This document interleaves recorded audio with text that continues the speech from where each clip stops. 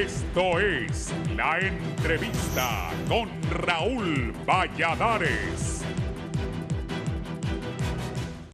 El año 2022 ha dejado fuertes golpes al bolsillo de los hondureños, con los constantes aumentos a los precios de los productos esenciales en el hogar, una acelerada inflación, más las constantes amenazas de los transportistas a que, aparte del subsidio que el gobierno se comprometió a otorgarles, buscan subirle al pasaje del taxi 10 lempiras, así como 3 lempiras al bus urbano. Todo ello incitado por los incrementos al costo de los combustibles a consecuencia de la operación militar especial rusa en Ucrania, que inició el pasado 24 de febrero.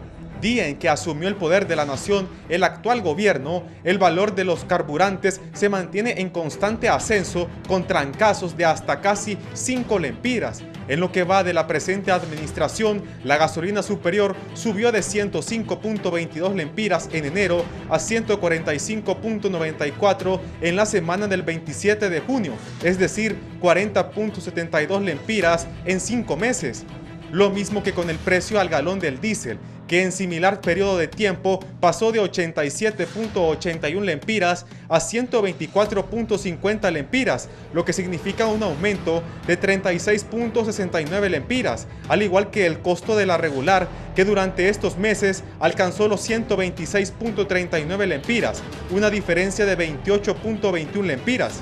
Sin embargo, el gobierno ha adoptado hasta el momento 3 medidas para que el valor de los carburantes no se dispare. En primera instancia, en febrero de este año, se comenzó a aplicar un subsidio de 10 lempiras por cada galón de combustible, además de absorber la mitad del aumento que sufriría el diésel en marzo.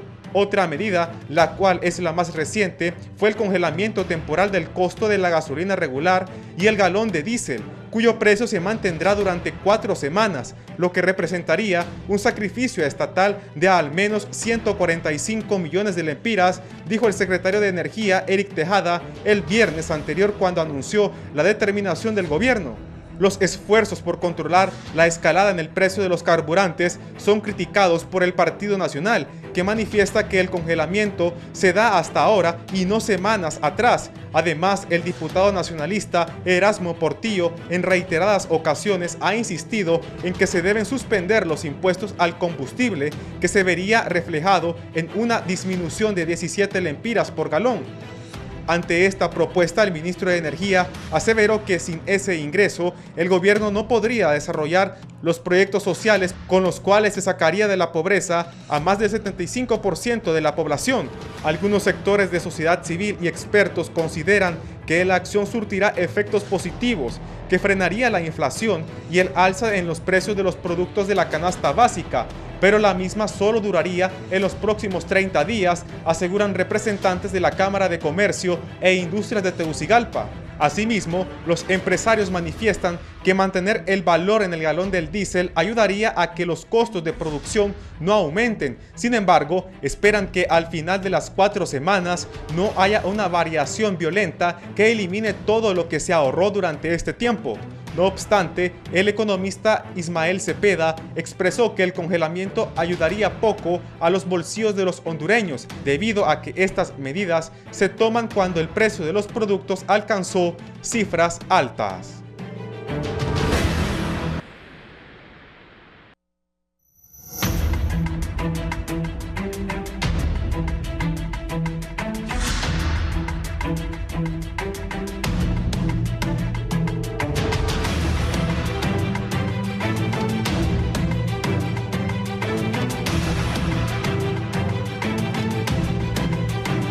Buenos días, gracias por estar con nosotros en la entrevista de Canal 11 y Radio Visión Honduras. Vamos a abordar un tema importante del país. Tengo 3 distinguidos invitados que vamos a hablar de qué soluciones. No es fácil lo que está pasando en el mundo, y no solo en Honduras.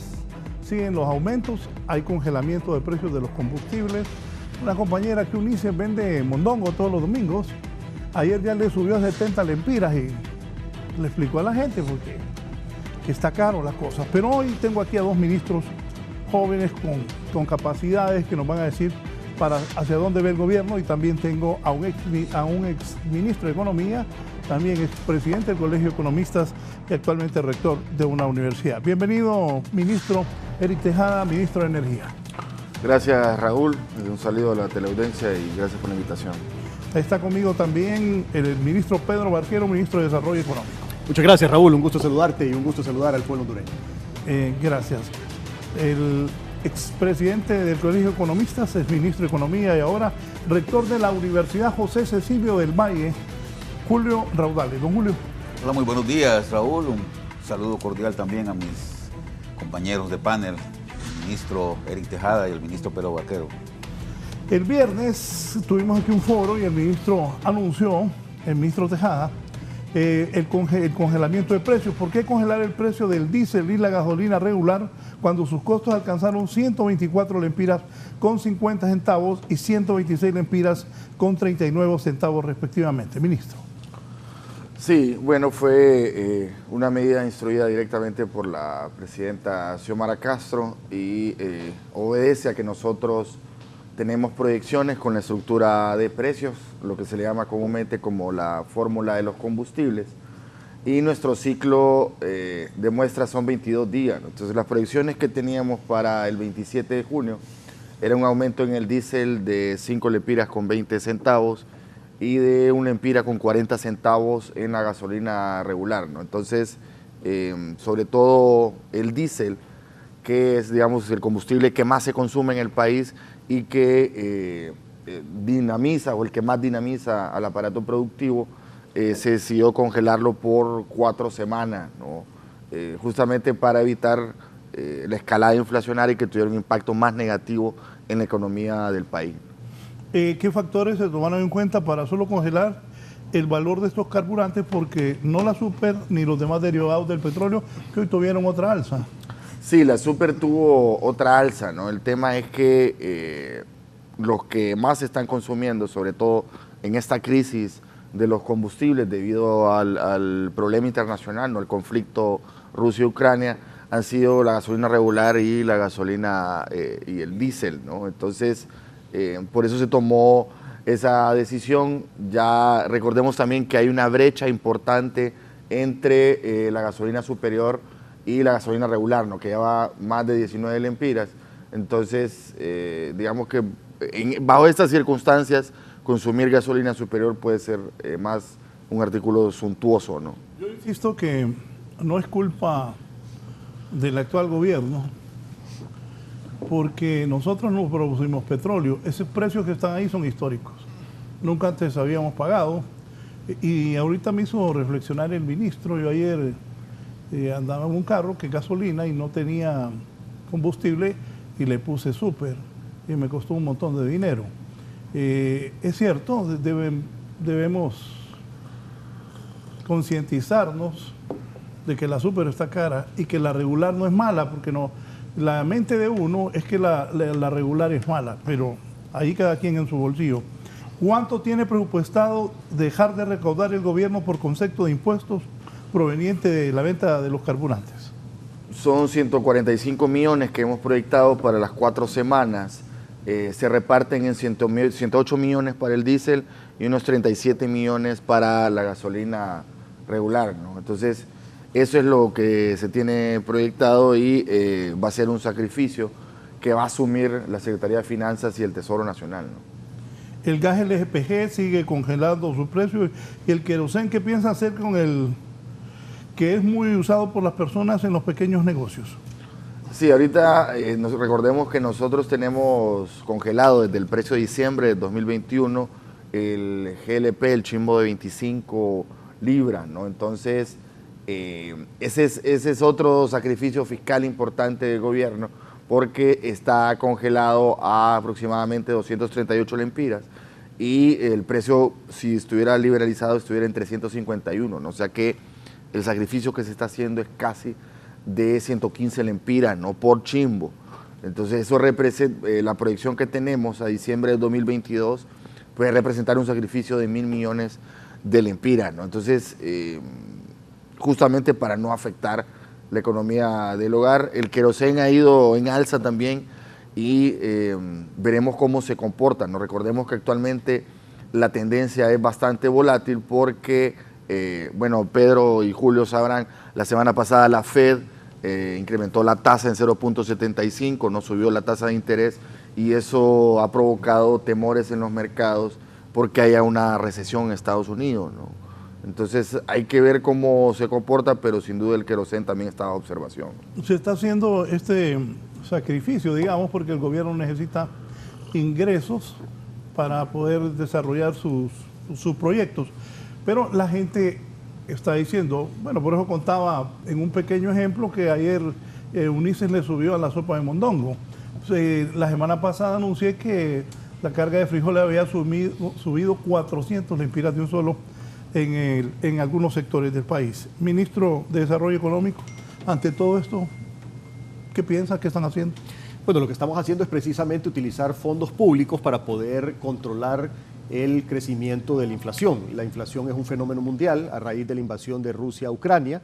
Se ha disparado el precio del barril de petróleo, todos sus derivados, el gas, todos los relacionados, incluidos los fertilizantes, y también te ha provocado un problema de seguridad alimentaria. El 10% del trigo a nivel mundial, el 12% del trigo a nivel mundial se produce entre Rusia y Ucrania y obviamente ese trigo no está pudiendo salir a los mercados. Entonces todos estos efectos inflacionarios nos vienen a pegar a nosotros.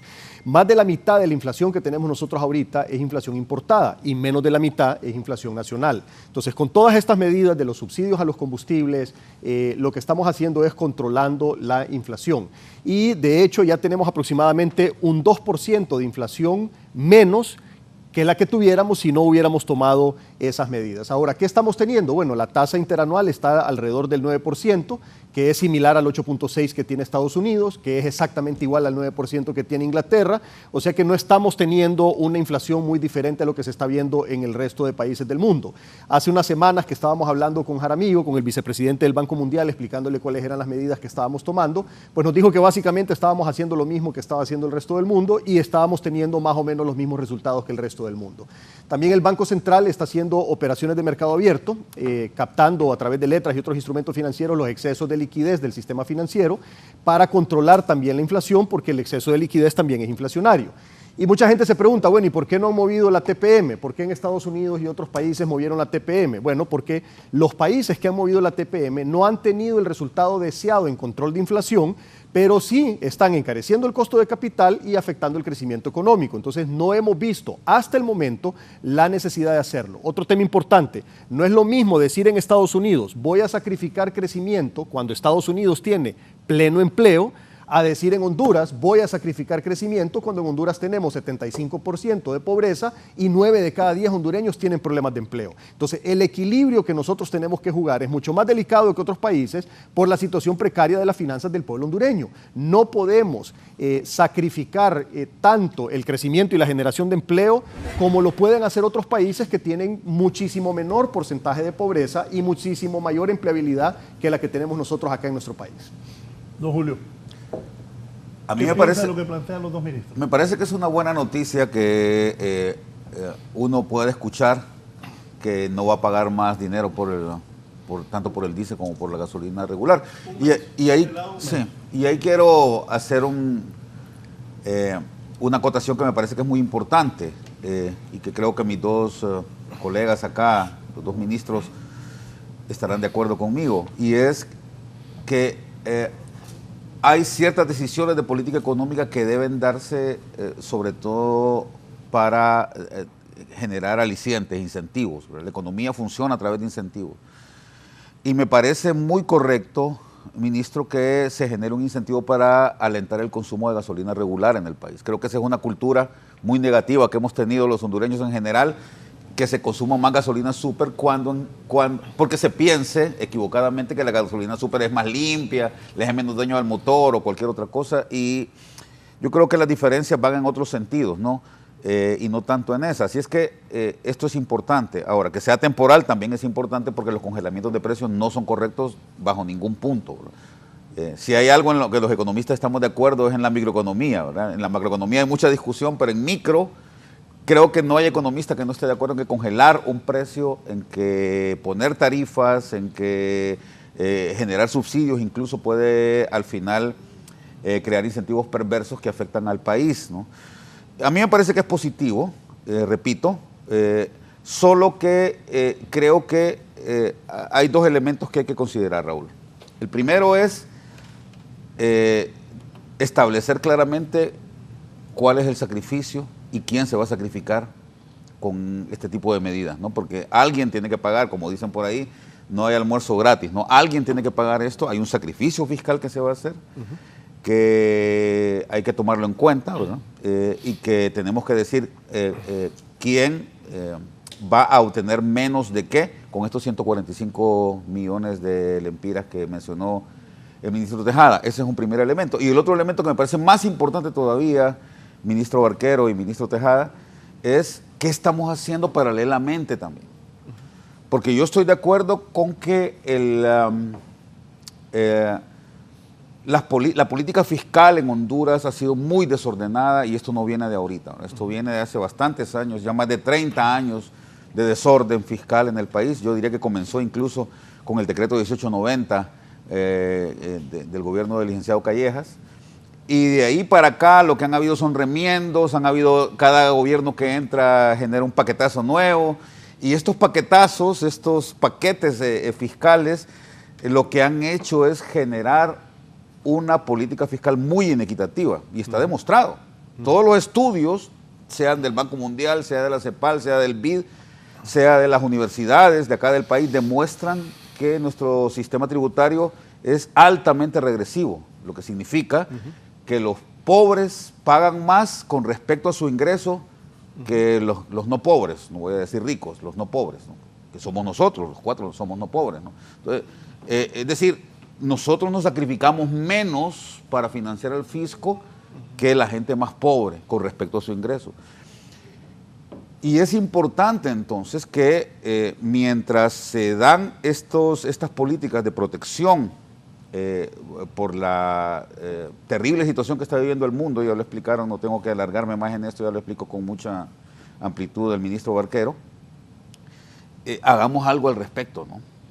Y eso implica una reforma tributaria que haga que esa estructura perversa que se ha venido gestando desde los años 90 se pueda cambiar. Entonces, a mí me parece que es muy importante que pongamos énfasis en eso, porque siempre, yo lo he escuchado de todos los políticos a lo largo de los últimos 30 años, ¿no? Vamos a trabajar, bueno, se toman medidas, pero estas medidas van a ser por poco tiempo, por un año, por 5 semanas, por lo que sea, pero al lado no se ha hecho trabajo estructural y eso es, repito, lo que tiene al país en una situación todavía más complicada que la que tienen algunos otros países vecinos a los nuestros, ¿no? Al nuestro. Y creo que eso es lo que, en eso es lo que nos debemos de concentrar, ministro Barquero, ministro Tejada. Hay que definir un programa estructural que permita que el país quede protegido para futuras situaciones complicadas que las va a tener seguramente como la está teniendo ahorita, ¿no? Ya se está, vale decir, que ya se está trabajando en ese tema de una ley estructural de exoneraciones, ¿no? El Ministerio de Finanzas junto con el ministro Ochoa están trabajando en eso, ¿no? Porque lo que menciona Julio tiene toda la razón, ¿no? Hasta los mismos personeros del fondo han dicho que este es uno de los países con un sistema tributario más regresivo de Latinoamérica, ¿no? De cada 100 lempiras se pagan 36 lempiras, hay 36 lempiras en exoneraciones y esas exoneraciones van a los grupos más poderosos y son los pequeños y medianos empresarios que no ven esas exoneraciones, ¿no? Entonces, desde ahí ya el gobierno está haciendo un trabajo con eso. ¿Le van a quitar las exoneraciones a los grupos más poderosos?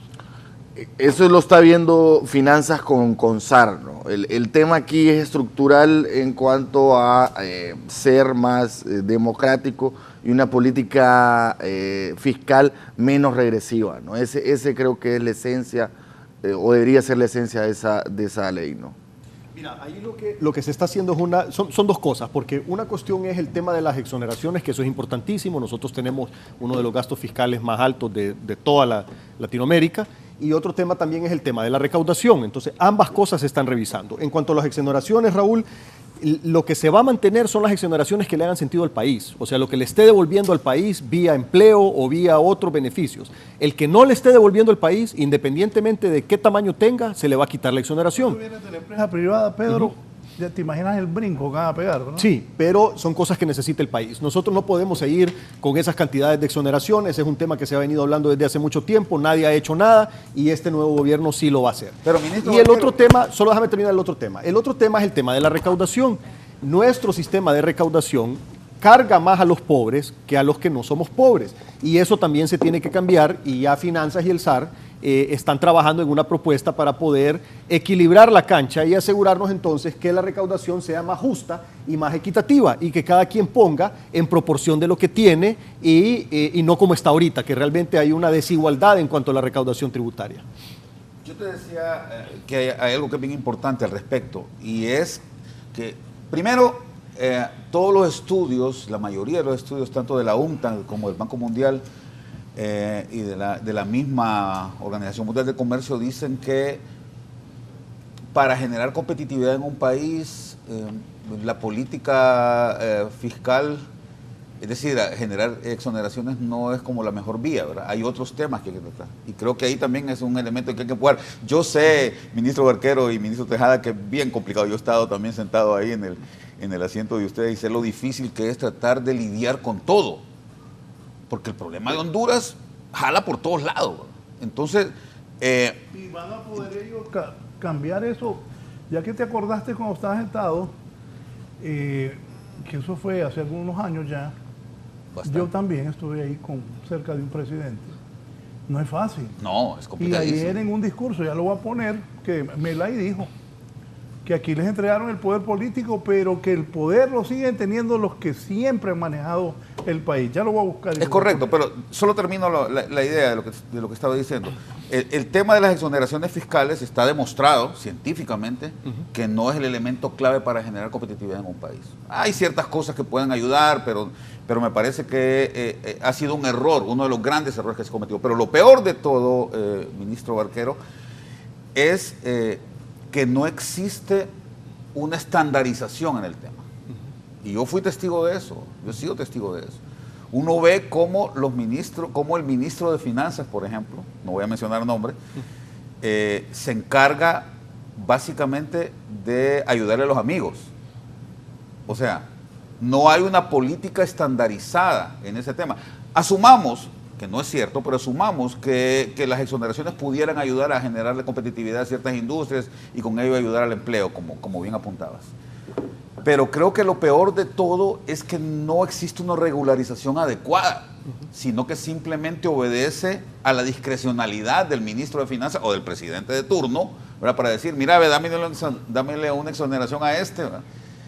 Y no me le dejo una exoneración a este otro o a esta otra, ¿verdad? Porque no me conviene, porque este es amigo mío, porque contribuyó en la campaña. Creo que lo que nos ha estado haciendo daño durante todos estos años es justamente eso. Entonces, reconociendo, si es que deberíamos de hacerlo, de que hay algunas exoneraciones para incentivar industrias que son necesarias, creo que lo peor de todo y lo que más daño le ha hecho a estos ministros y Raúl es la discrecionalidad con que se ha tratado este tema, que lo que ha generado es que se dejen de recaudar cantidades exacerbadas de dinero y quitando la exoneración al impuesto sobre ventas, que es la que hay que aceptar también, que es la que más sacrificios genera, ¿verdad? Según los estudios que ha hecho el BID sobre todo, tenemos más o menos unos 30.000 millones de lempiras al año que se pierden por pura discrecionalidad, por pura ayuda que los ministros de Finanzas y los presidentes de turno le han dado a sus amigos, y no necesariamente porque estas industrias que están exoneradas protegen el empleo y benefician a la gente más pobre. Mira, hay un montón de espacio ahí que se puede trabajar y te voy a poner un ejemplo, Raúl, solo para que el pueblo hondureño se forme una idea de cómo funciona esto. En el tema de las exoneraciones está exonerada la canasta básica y hay una serie de productos de canasta básica que están exonerados. Dentro de esos productos, para darte un ejemplo, están unos botes de agua que se importan de Europa. Entonces, ¿por qué estamos exonerando botes de agua que vienen de Europa? bueno, yo no quería decir la marca, pero ya que Julio la dijo, entonces no tiene ningún, no tiene, Nunca en mi vida he probado un bote de eso, pero no te cuento que hay gente que se baña. refri. ¿Vos sabías que hay gente aquí en Honduras que se baña con agua de bien? mira, no tiene ningún sentido, Raúl, que estés exonerando botes de agua que vienen de Europa, cuando tenemos botes de agua que los envasamos aquí mismo en Honduras. Entonces, todas esas cosas que son distorsiones, porque realmente son distorsiones y son cosas que no tienen sentido, son las que se están trabajando para corregirlo. Entonces, ¿qué es lo que vamos a hacer? Vamos a revisar las exoneraciones y le vamos a quitar las exoneraciones a las cosas que no tengan sentido y vamos a dejarlo a las cosas que tengan sentido. Los productos básicos que sí necesita el pueblo hondureño día a día, eso no se va a tocar. Esas exoneraciones de la canasta básica se van a dejar para no afectar al pueblo hondureño. Pero decime, Raúl, ¿quién del pueblo hondureño toma esa agua? Nadie. Esa agua es carísima. Entonces, ¿por qué la vamos a seguir exonerando? No tiene ningún sentido. Y el tema aquí... ¿Por qué no paga impuestos? Como bien dice Julio, en el pasado había mucho amiguismo. Entonces, a alguien que, y me refiero en general y no estoy hablando específicamente de eso, pero en general, la gente cuando quería vender más, entonces le hablaban a su amigo presidente o a su amigo ministro para que le metieran ahí su producto en los temas de las exoneraciones. Entonces, sin hablar de nadie en específico, sino que en general eso era lo que pasaba. Y todos sabemos que eso pasaba. Entonces, ¿qué tenemos que hacer? Evitar que eso pase.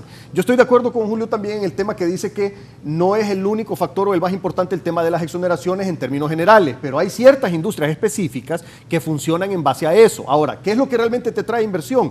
La seguridad jurídica, el Estado de Derecho sólido, ese tipo de cosas son los que sí te trae la inversión. Inversión de capital serio, ¿verdad? Porque también en el mundo hay inversión de capital pirata, que lo que anda buscando son oportunidades de corto plazo, y más bien para esas oportunidades de corto plazo, entre menos Estado de Derecho haya, mejor para ellos, porque no necesariamente quieren hacer las cosas bien. Y el tema de competitividad es más amplio también, ¿no? Lo que estamos diciendo nosotros es que el tema de exoneraciones tiene un problema estructural que promueve la desigualdad, que para este gobierno es fundamental el ataque a la desigualdad, y el tema de competitividad también tiene otras cosas, como por ejemplo que solo 2 personas de cada 100 que ingresan a la primaria logran llegar a la universidad, ¿no? Entonces, es toda la configuración histórica de una sociedad absolutamente desigual, que es la tercera más desigual del hemisferio, ¿no? Entonces, pasa por eso también. Me dice un empresario aquí, por regla general, las exoneraciones son necesarias para que su inversión pueda recuperarse en un tiempo financieramente adecuado. Hay empresas que siguen con exoneraciones por sécula seculoide, o sea, eternamente. Y ese es un punto importante. Mira, la práctica internacional de las exoneraciones te dice que tiene que tener una temporalidad, o sea, no puede ser eterno, tiene que tener un principio y un fin, y tiene que tener una gradualidad hacia la baja, o sea, tiene que empezar e ir bajando hasta que de repente termina la exoneración. Entonces, ¿qué fue lo que hicimos, por ejemplo, con la ley de los MIPES, de los micros y los pequeños? Cumplimos con estos requisitos de mejores prácticas internacionales. Entonces, se le da una exención a los micros y a los pequeños por 5 años. Ahí está tu temporalidad. Empieza y termina, 5 años. Y es gradual, empieza por 3 años dándole el 100% y los últimos 2 años el 50% hasta que en el año quinto desaparece. Entonces, esa es la forma en que tienen que manejarse las exoneraciones. Esas son las mejores prácticas internacionales. En Honduras se han manejado mal el tema de las exoneraciones. Han sido eternas, han sido lineales, nunca han sido graduales, y todo eso es lo que tenemos que corregir. Ahora, Raúl, vos decías algo importante.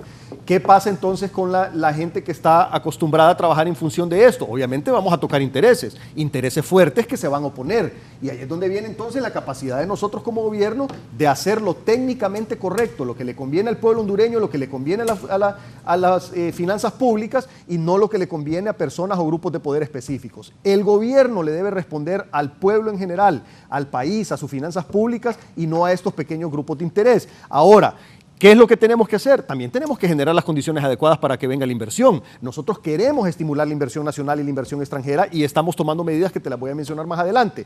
Pero esto no significa darles todo lo que pidan, sino que darles lo que el país necesita y puede darles como herramientas para que desarrollen ellos sus inversiones y puedan generar empleo, pero no para continuar generando esas grandes inequidades y desigualdades en nuestro Honduras.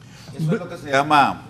Lo que dicen los ministros es lo que se llama economía política, ¿va? Cómo hacer las cosas correctamente de manera que beneficien a la gran mayoría. Es decir, toda decisión que se tome, ya sea privada o sea pública, especialmente pública, tiene costos y tiene beneficios. Y lo que hay que medir es la calidad y la cantidad de beneficios que le vas a dar a la gente que necesita de esos beneficios. Exacto. Y eso es lo que lamentablemente no se ha hecho. El ministro Tejada hablaba de algo que me parece crucial acá.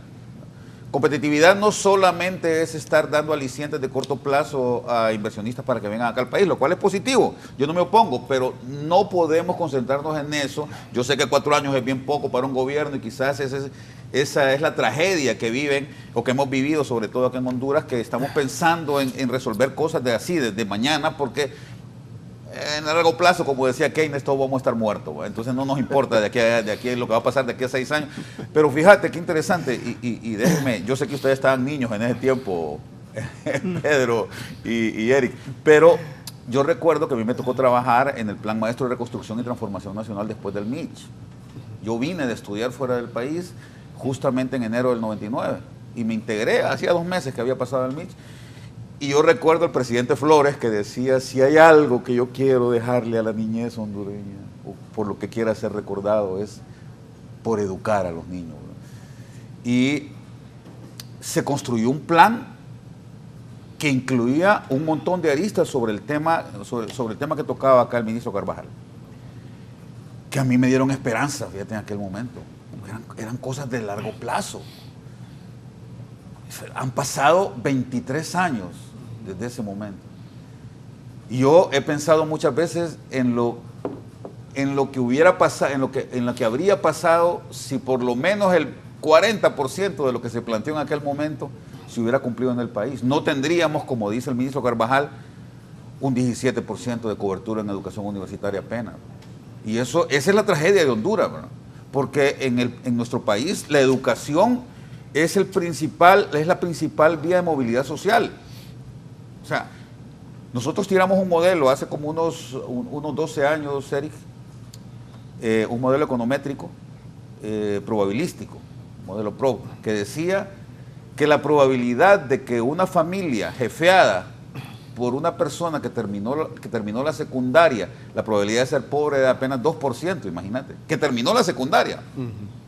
Y la probabilidad de ser pobre de una familia cuyo jefe no terminó la educación, el 6º grado, que es el 2º ciclo de educación básica, es del 78%.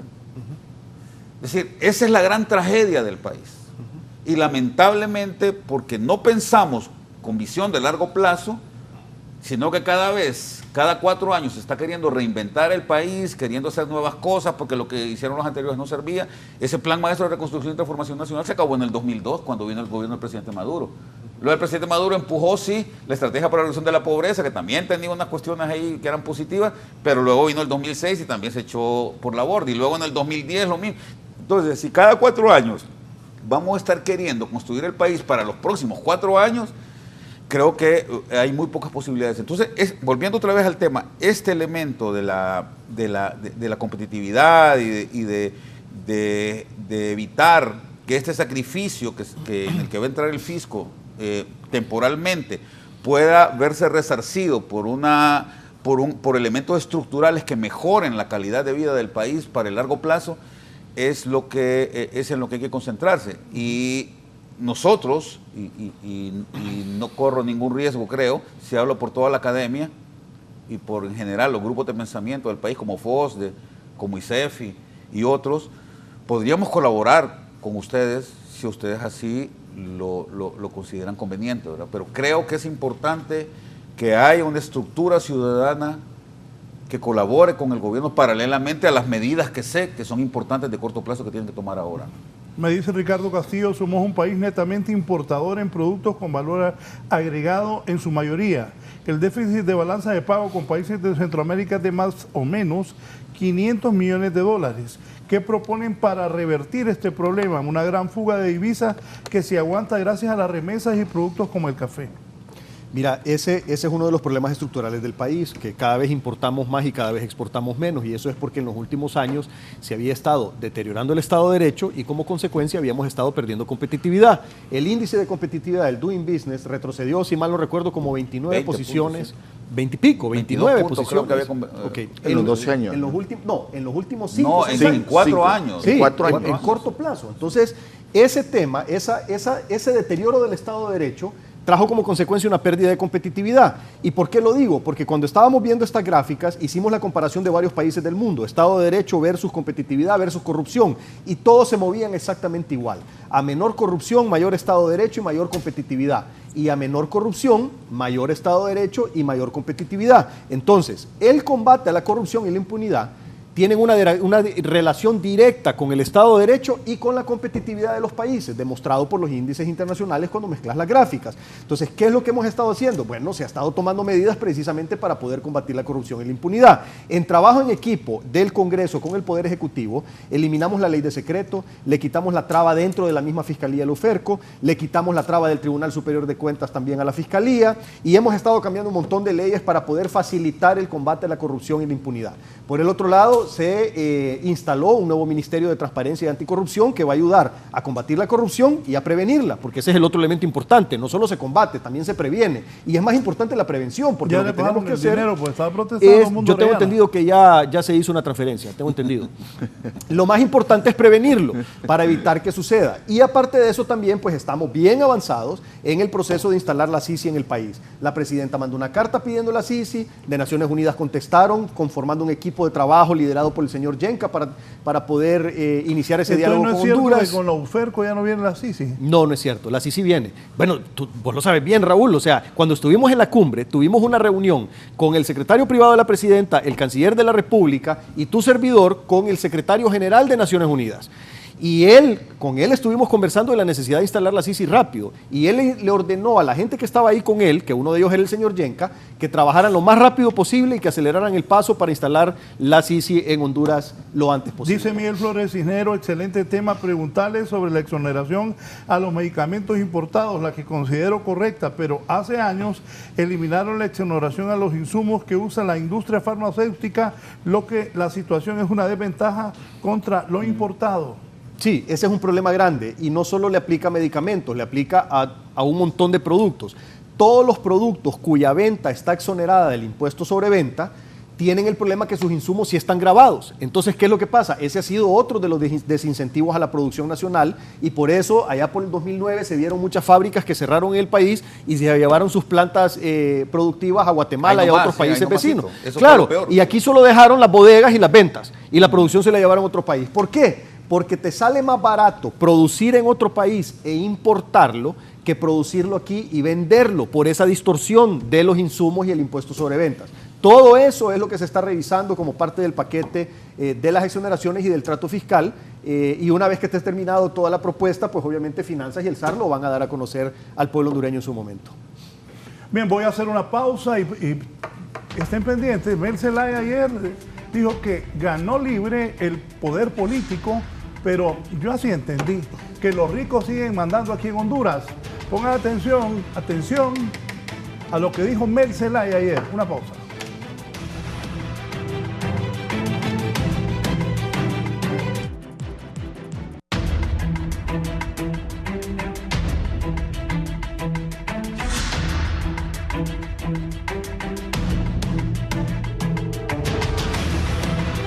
Bien, pongan atención a esto.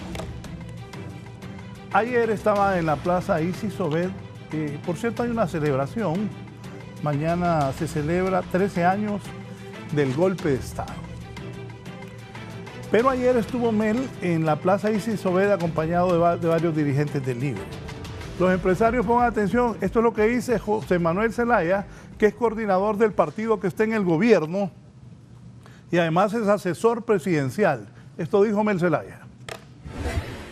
Evalúen el gobierno de Xiomara al final de este año y se van a dar cuenta que tienen la mujer más valiente, más entregada, más comprometida, más sensible, más democrática y socialista que ha tenido el conocimiento de la historia de Honduras. A Xiomara le entregaron el poder político, no el poder económico. El poder económico lo tienen los que siempre lo han tenido. Por eso hay que hacer las transformaciones del país. Xiomara llama al pueblo a la unidad para la transformación socialista y democrática del pueblo. Eso no se hace en 4 meses.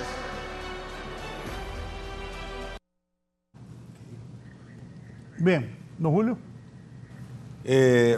Mira, me parece que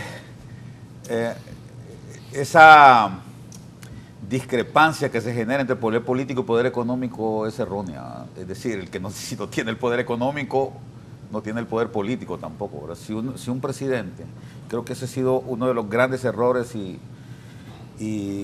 desaguisados que ha habido acá en el país, ¿verdad? Que un presidente crea que tiene el poder político si no puede manejar tampoco la política económica, ¿verdad?, en el país. Entonces, no, pero es que son dos sí, cosas pero que diferentes, no, Julio. sí, pero es que Una lo que cosa está diciendo es... Sí, es que una cosa es el poder político, otra cosa es la política económica y otra cosa es el poder económico. Yo estoy de acuerdo. O sea, el poder económico son las personas que tienen el dinero en el país. El poder de cambiar las políticas públicas en materia económica, por supuesto que lo tiene el gobierno de la República, sin lugar a dudas. No, pero Yo estoy de acuerdo. lo que dice Julio es que, y yo creo que coincidimos, no podemos desligar política de economía, correcto. pues. A ver. No se puede desligar. Lo que está diciendo el expresidente Zelaya es que hay un triunfo popular que se refleja en las urnas y que da cierta cuota de poder político. Pero que se puede perder muy rápidamente. El poder económico, que es un poder fáctico, evidentemente también tiene poder político. Ese es el problema y es contra que estamos luchando, ¿no? Por eso, entonces a mí me parece, yo repito, a ver, no puedes hablar y se vuelve cada vez más efímero el tema, ¿no? Deme un minuto, poneme eso otra vez, por favor, que la gente está pidiendo que lo pongamos. Evalúen el gobierno de Xiomara al final de este año y se van a dar cuenta que tienen la mujer más valiente, más entregada, más comprometida, más sensible, más democrática y socialista que ha tenido el conocimiento de la historia de Honduras. A Xiomara le entregaron el poder político, no el poder económico. El poder económico lo tienen los que siempre lo han tenido. Por eso hay que hacer las transformaciones del país. Xiomara llama al pueblo a la unidad para la transformación socialista y democrática del pueblo. Eso no se hace en 4 meses.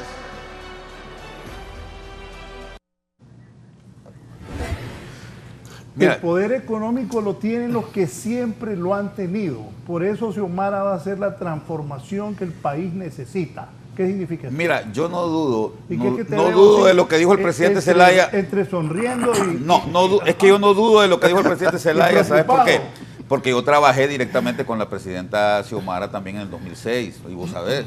Sí, yo lo sé. Y yo puedo afirmar lo que dijo él. Yo no conozco, o pocas personas conozco yo tan comprometidas y tan valientes como esa señora. Pero hay un elemento que es bien importante, y es que gobernar requiere además cabeza fría. Saber hacia dónde moverse, y en eso consiste justamente lo que se llama economía política. Y yo por eso insisto siempre en esto. Creo que un grave error que cometieron los marginalistas, los economistas del siglo XIX y XVIII, fue haberle quitado el apellido que tenía la economía, que era la economía política. Es que vos no podés desarraigar la política de la economía.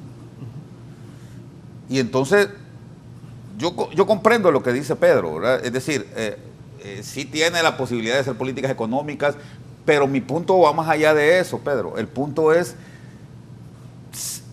si vos no tenés el poder económico en el país, si vos no manejás adecuadamente la posibilidad de trabajar con todos los grupos del país, ¿verdad?, sean minoritarios o sean mayoritarios, no vas a tener tampoco el poder político, ¿no? Y entonces el elemento tiene que ir por ahí. Por eso es tan importante avanzar en un diálogo social. Por eso es tan importante que todos podamos converger en algunos 3 o 4 elementos que sean cruciales para el país.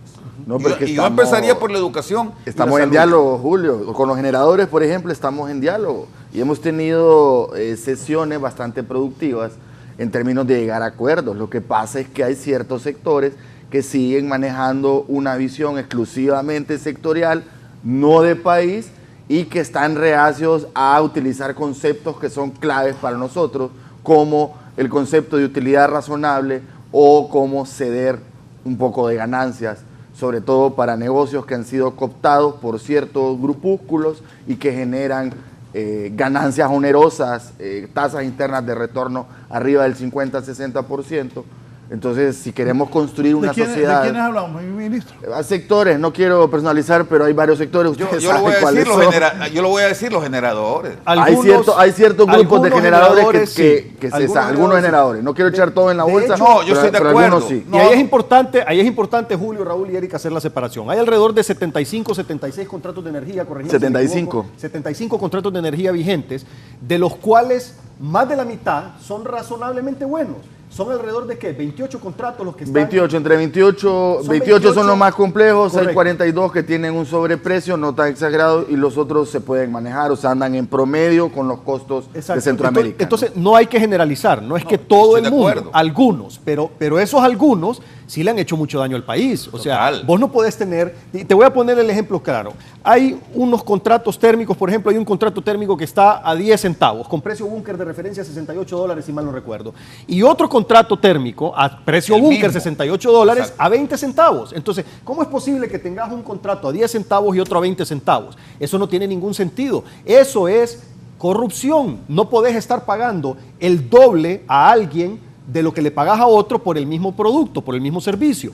El tema también está con otros contratos de energía que están a 18 centavos. 15 centavos más 3 de incentivo suman 18 centavos en esos contratos. Al mismo tiempo que se estaban firmando esos contratos en Honduras, en El Salvador y en Panamá se estaban firmando contratos con la misma tecnología a 8 y 9 centavos. Entonces nosotros estamos pagando en algunos contratos el doble con respecto a otros contratos de nuestro mismo país y el doble con respecto a otros contratos de países vecinos que se dieron al mismo tiempo con las mismas tecnologías. Eso es a lo que se refiere Eric, y no podemos seguir permitiendo que pase eso en el país, porque si fuera un producto que no tiene que ver con las responsabilidades del gobierno de entregar servicios básicos como el agua, la luz y ese tipo de cosas, pues cada quien es libre de hacer lo que quiera, pero con productos que son servicios públicos, con eso no se puede permitir. Es como el tema, por ejemplo, si yo tengo estos 2 botes de agua y con este alguien me lo vende a 40 lempiras y este alguien me lo vende a 20, pues yo tengo la opción, si compro el de 20 o el de compro 40, pero la energía nos la clavan a todos pagando ese contrato y no tenés opción de elegir. Y esas cosas son parte de lo que otros 52 contratos aprobados el 20 de enero del 2014 en la hemorragia legislativa, donde evidentemente hubo corrupción de algunos funcionarios públicos y generadores, ¿no? De algunos empresarios, mire, es la verdad. Los generadores, marcame eso, los generadores hubo corrupción también. Tuvo que haber corruptores y corruptos para que ese día del 20 de enero se hayan aprobado bajo condiciones opacas 52 contratos al mes bajo condiciones de opacidad, ¿no? La única manera de tener esos contratos tan caros es que tuvo que haber habido corrupción. Obviamente, tuvo que haber arreglo. No creo que la falta de inteligencia haya llegado a tanto en las personas en aquel momento para poder establecer esos precios. Pero ahora, eso no quiere decir, Julio, y esto es importante, eso no quiere decir, Raúl, pero ya te voy a decir, pero hay algo importante aquí. Esto no quiere decir que nosotros somos enemigos de la inversión. Todo lo contrario, nosotros somos amigos de la inversión y queremos la inversión.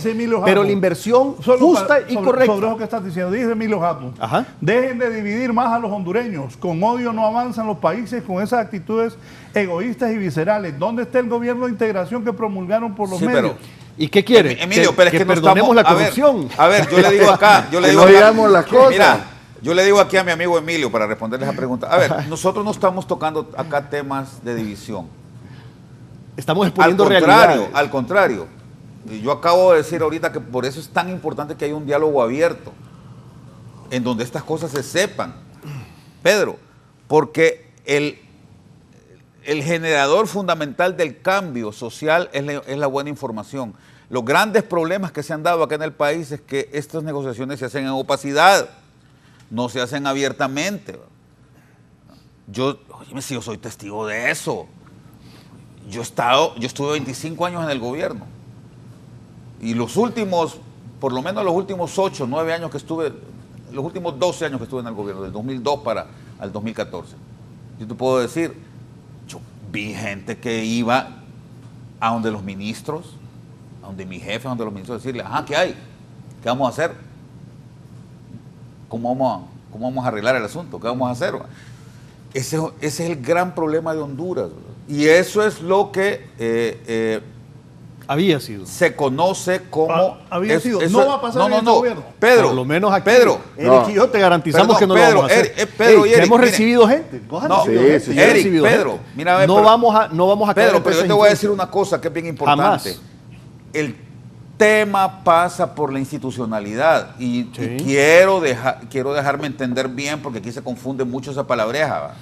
Institucionalidad no son las organizaciones. Lean a Douglas North, ¿verdad? Al economista institucionalista, ¿va? Instituciones son los acuerdos, instituciones son las leyes, ¿va? Son las formas de hacer las cosas en general, ¿va? Entonces, el gran problema acá es que la misma ley te permite, te da esa posibilidad de ir a hacer esos negociados por debajo, y por eso es lo que Pedro está explicando pero acá. Vos decidís si lo haces o no lo haces. Exacto, pero vos decidís si lo haces. Claro, o no lo Pedro, pero mientras no tengas vos una forma de hacer las cosas que sea lo suficientemente fuerte para que no sea justamente quien decide, sino que sea la misma ley la que se imponga, ¿verdad? Que sea la que tenga el imperio, que sea la única dictadura que existe en el país, ¿no? La de la ley, y una ley correcta, que no beneficia a unos pocos, es que las cosas van a empezar a cambiar acá en el país. Entonces, ¿cómo se cambia eso? Con buena información, sí, pero mira, y cierro con esto. En el Plan de Nación, que es una ley que está vigente acá en el país, mira, que se aprobó en el 2010. Unos de ultraderecha que ya están pensando solo déjame terminar. En ver si dan golpe de Estado. Solo déjame terminar. Así es. ¿Sabes cuál es la virtud que tiene? ¿Sabes cuál es la virtud que tiene ese Plan de Nación? Que le entrega a la población civil en las regiones organizadas la posibilidad de conocer qué se está haciendo con sus recursos. Y me parece que por ahí es donde debemos avanzar. Eso, ¿sabes de dónde nació? Nació de una ley que aprobó justamente el 27 de enero del 2006 el presidente Zelaya, que se llamaba Ley de Participación Ciudadana, que todo el mundo la dejó de lado. Solo se aprobó y nadie le volvió a parar bola a la famosa ley. De ahí tomamos el tema para hacer el Plan de Nación. Que por cierto, esa ley legalizaba la cuarta urna, ¿verdad? Esa ley le botaba todo el argumento a los golpistas.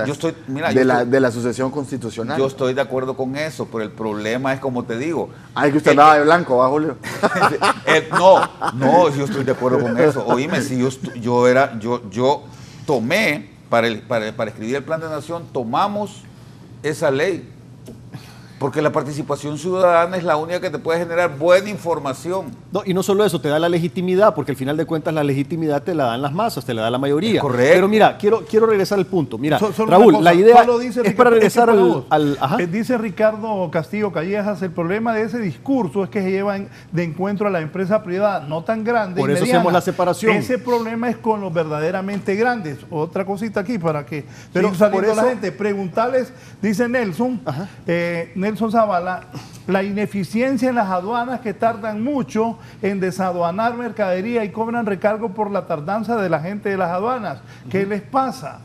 Bueno, mira, a ver, tres cosas. Primero, con respecto, nosotros aquí... Ay, me falta José Luis Moncada. No estamos... Si no, espérame, pero déjame ir contestando poco a poco, porque es que después se me van a olvidar los mensajes. Ya llevas tres, ya llevas tres y después me van a olvidar. Mira, el primero... Aquí nosotros no estamos sembrando odio, todo lo contrario, lo que queremos es sembrar reconciliación. Pero para que haya reconciliación, Raúl, se tiene que saber qué es lo que estamos reconciliando. Y también reconciliación no quiere decir borrón y cuenta nueva y perdón para todo el mundo. Pero hay cosas que se hicieron. Ahí que viene un cambio. Claro que viene un cambio. Que las cosas van a cambiar, les guste o no. Claro. Sí, por eso. Y el cambio ya lo estamos haciendo, Raúl. Y estamos haciendo la separación. Pedro, como vos estás diciendo. Tiene que ser fortalecer la forma. O sea, por ejemplo, los enemigos no son todos los generadores. Hay generadores que ya esta semana probablemente vamos a anunciar acuerdos, gente que está dispuesto a bajarle el precio, que reconoce que hubo un sobreprecio, que están dispuestos a hacer un sacrificio y dicen lo hacemos en nombre, para llegar a un acuerdo, un diálogo en nombre del país, y hay otros que no quieren. Entonces no son todos. Vamos a llegar a acuerdos. ¿Qué van a hacer con los que no quieren? Eso se va a ver después, pero No, ahorita... mira, se tienen que hacer auditorías forenses para saber exactamente qué fue lo que pasó ahí con la asignación de esos contratos y te garantizo que vamos a encontrar muchas cosas. Es Pero correcto. mira, el tema es, no nos interesa generar odio, pero sí nos interesa aprender las lecciones para que los hechos no se repitan. Y escuchen esta frase que es importante y la van a estar escuchando mucho de aquí en Y adelante. ya se dijo eso. Para que los hechos no se repitan, tenemos que saber exactamente qué pasó. Un pueblo que no estudia su historia la repite. Nosotros no podemos volver a caer en ese nido de corrupción del cual venimos saliendo. Entonces tenemos que saber bien qué fue lo que pasó para no volver a cometer esos errores. No es sembrar odio, es sacar a la luz pública lo que muchas veces se dejaba bajo la mesa para que todos lo sepamos y trabajemos juntos en sociedad para que no vuelva a suceder y que los hechos no se repitan. Con respecto a los empresarios, es cierto, yo te digo una cosa, yo vengo del sector empresarial, la mayoría de los empresarios son buenos, insisto, pero hay unos pocos que son los que se han encargado de desprestigiar a todos los demás. Y el problema entonces, ¿qué es lo que se tiene que hacer? Se tiene que hacer en las mismas cámaras de comercio, en el COEP y en las instituciones y organizaciones gremiales empresariales,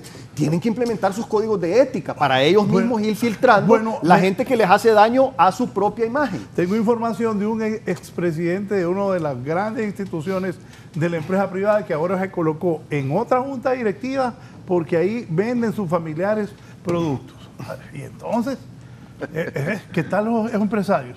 Voy a una pausa, pero José Luis Moncada dice, buen día, en línea con Julio, en la necesidad de estructuras y planificación hay gabinete económico en el sentido estricto de agenda, análisis, planificación, estudios, equipo técnico de apoyo, les pregunta. Una pausa, ponémelo de Mel, esto dije Mel Zelaya, pongan atención, ojo, cartón y oído a la primera bola, esto dijo Mel Zelaya. Evalúen el gobierno de Xiomara al final de este año y se van a dar cuenta que tienen la mujer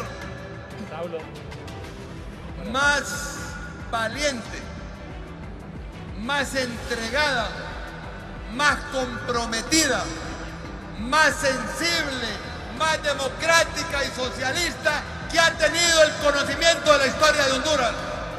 A Xiomara le entregaron el poder político, no el poder económico lo tienen los que siempre lo han tenido. Por eso hay que hacer las transformaciones del país.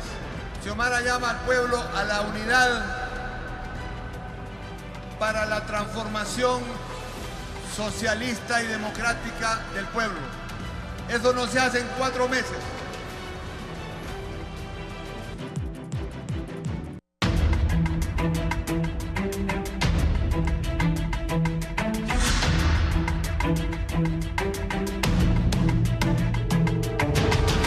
Volvemos, poneme otra vez lo que dijo Mel Zelaya con ese discurso. Aquí la gente me está... No, pero es la verdad. Si algunos pueden decir, van a querer dar otro golpe de Estado. Por lo que Mel está diciendo aquí, que Xiomara Castro va a ser con transparencia, con socialismo y democrático, que el pueblo mejore. Y que el poder político es diferente. Evalúen el gobierno de Xiomara al final de este año y se van a dar cuenta que tienen la mujer más valiente, más entregada, más comprometida, más sensible, más democrática y socialista que ha tenido el conocimiento de la historia de Honduras. A Xiomara le entregaron el poder político, no el poder económico lo tienen los que siempre lo han tenido. Por eso hay que hacer las transformaciones del país. Xiomara llama al pueblo a la unidad para la transformación socialista y democrática del pueblo. Eso no se hace en 4 meses. Aquí Ahí hay una cuestión, mira, este discurso no es nada nuevo, lo nuevo es que lo volvió a decir ayer, pero en realidad, claro, que lo dijo ayer. Pero lo dijo ya en el poder, claro, 4 meses de poder. Pero es que tiene razón también, o sea, no podemos transformar la sociedad. Vamos a refundar Honduras. Sí, porque no se puede transformar si no se tocan grupos de interés. Desde el inicio, y para eso... Esa es la verdad, o sea, no se puede transformar el país. Me dice un televidente, tenés nervioso con ese discurso al poder real, a los poderosos, a los grupos fácticos. Ajá, Entonces, te voy a decir algo. Mira, ve, en la cumbre el presidente Biden dijo algo bien interesante, que es en parte lo que nosotros ya estamos haciendo acá. Biden decía que él no cree en el trickle down economics, que le llaman los gringos. El trickle down economics es que le ayudas a los ricos, a hacer más dinero para que derrame en la economía y eventualmente le llegue a los pobres. Él dice que lo que cree Biden es en ponerle escaleras a los pobres para que suban económicamente. Eso es lo que nosotros estamos haciendo acá. Estamos dando un subsidio para la energía eléctrica. Todas las personas que consumen menos de 150 kilowatts lo tienen la energía gratis. ¿Por qué? Porque eso es como meterle 800, 900 lempiras en la bolsa a estas personas ayudándole. ¿Qué es lo que estamos haciendo también con el subsidio de los combustibles? Estamos estimulando también a través de 1.000 millones de lempiras a Banadesa con los préstamos a los pequeños agricultores. A Banprovi también alrededor de 3.500 millones de lempiras para los agricultores, para los MIPYMES y para vivienda social. Entonces, las políticas públicas económicas van encaminadas para ayudar a que el más pobre se ayude para que vaya subiendo esa escalera y deje de ser pobre. Ahora, dice los Juan Carlos subsidios... Flores, solo para vos. Ajá. Es increíble, el ministro Marquero se ríe como burlándose de todos, está subido y borracho de poder. No, oíme, yo me río, yo toda la vida me he reído, o sea, mira, yo le pido a esa persona que agarre mis entrevistas de aquí mismo, de este foro del año pasado, del año antepasado, yo siempre me río. Yo creo que hay bastante prejuicio con todas estas cosas. A ver, el presidente dijo ayer claramente, y yo estoy de acuerdo con eso, que no se puede evaluar un gobierno en 4 meses, ¿no? Sí. Muy poco tiempo, que hay que evaluarlo al final del año. Y hay un elemento que es clave en esto. Yo comparto. Espérame. Hay un elemento que es clave en esto. De los 4 meses, porque aquí empresarios amigos míos y empresarios que han sido amigos de Mel Zelaya me han dicho a mí que no han hecho nada, que van 4 meses. Óigame, pero hay un elemento que es clave. Y se han hecho muchas cosas. Que casi nadie le ha puesto atención, fíjate, y es el tema de que él dijo, voy a tomar las palabras de Mel Zelaya, dijo, evalúenlo al final del año, porque al final hay una manera de evaluar a un gobierno al final de un año y es la manera en que ejecutó el presupuesto. Hay un presupuesto, desde mi perspectiva, bastante inflado, 25% creció el presupuesto este año, ¿verdad? Cuando en los últimos 20 años había crecido 7%. Para la agenda social. Para la agenda social. 7% había crecido y ya era criticable, ya era criticado que el gobierno creciera tanto. Pero bueno, dejemos eso de lado. Yo estoy de acuerdo. Y lo dije desde el principio, y lo he dicho por escrito y lo he dicho también oralmente. Está bien, ya decidimos que vamos a gastar más. Entonces tenemos que vigilar para que ese gasto vaya dirigido a quien debe ir. De acuerdo.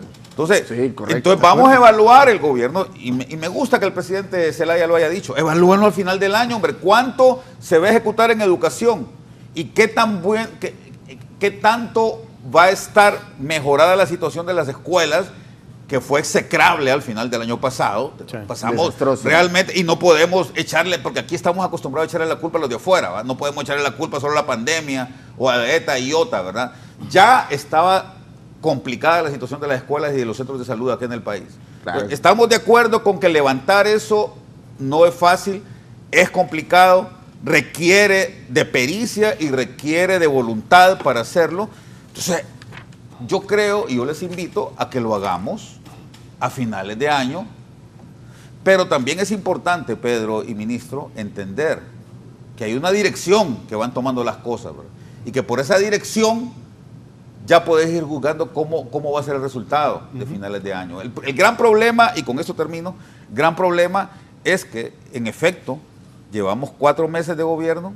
Tenemos ya prácticamente terminado medio año, ¿verdad? Con prácticamente 5 meses, mejor dicho, creo que mañana se cumplen los 5 meses de gobierno, y apenas se ha ejecutado 4% de la inversión pública, ¿verdad? Sí, pero eso es lo que quería decir, o sea, hay que recordar que nosotros heredamos el gobierno prácticamente en bancarrota, ¿no?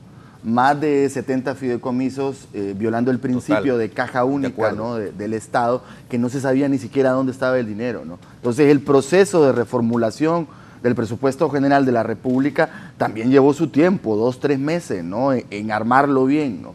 Y usted dice, Julio, que está inflado. El presupuesto está más grande este año porque es necesario llevar la agenda social de la presidenta. Estoy de acuerdo. 100%. Eso se estableció en el plan de gobierno, eso fue lo que la gente salió a votar en las urnas, ¿no? Entonces nosotros tenemos, por ejemplo, 16.000 millones nuevos más en el nuevo presupuesto para proyectos de expansión en generación y fortalecer el ENE como patrimonio nacional y un bien público, ¿no? Tenemos los 1.000 millones de Banprovi, los 1.000 millones de Banadesa, entonces el bono tecnológico, la red solidaria. Lo que se está tratando se recibió un país en bancarrota, un país profundamente desigual, el tercer país más desigual del hemisferio, y lo que se está haciendo, lo que se pensó con la reformulación del presupuesto es atacar esa desigualdad, darle herramientas a la gente para que creación de empleo, a través de una política clara de subsidios, mitigar su pobreza, porque se han recibido dos crisis, ¿no? Una,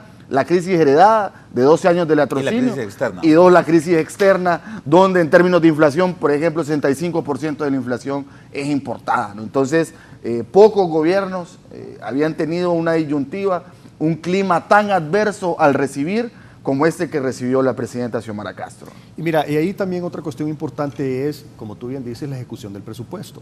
Si el presupuesto se ejecuta con honradez, con transparencia, y cada centavo va a dar a donde tiene que dar, va a haber un enorme beneficio para el pueblo hondureño en cuanto a mejoramiento de los indicadores. Y eso es importante también decirlo. No es solo el presupuesto lo que hay que evaluar a finales de año, sino que el próximo año, cuando ya los indicadores estén evaluando la gestión del gobierno, ver también de qué manera estamos mejorando en cada uno de ellos. Los indicadores que van a salir este año, la mayoría todavía están midiendo la gestión del año anterior. Entonces, la gestión del gobierno de la presidenta Xiomara Castro va a empezar a ser medida a partir de los indicadores del próximo año. Y ahí es donde vamos a empezar a ver los efectos de todas las decisiones que se están tomando en este momento.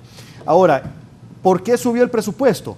Pues porque es sencillo, andate aquí nomasito a la escuela más cercana pública que tengas, andate aquí nomasito al hospital o la clínica pública más cercana que tengas, están completamente destruidos. Entonces necesitabas una enorme cantidad de recursos para poder comenzar a hacer las reparaciones, a hacer las reconstrucciones, abastecer de medicinas y hacer todo lo demás. Entonces, si no asignábamos los recursos necesarios, no íbamos a poder avanzar en la agenda social, que dicho sea de paso, es la principal agenda del gobierno. Ahora, eso no quiere decir que vamos a descuidar la economía, porque para que la principal agenda de la presidenta, que es la social, funcione, tenemos que tener a la par una economía creciendo en los sectores que necesitamos que se crezcan para la generación de empleo y para poder tener también una reducción en la pobreza vía generación de empleo y una recaudación adecuada para poderle hacer frente a todos los gastos sociales que tenemos que hacer. Preguntan aquí qué van a hacer con el dinero de las reservas que se ha tomado.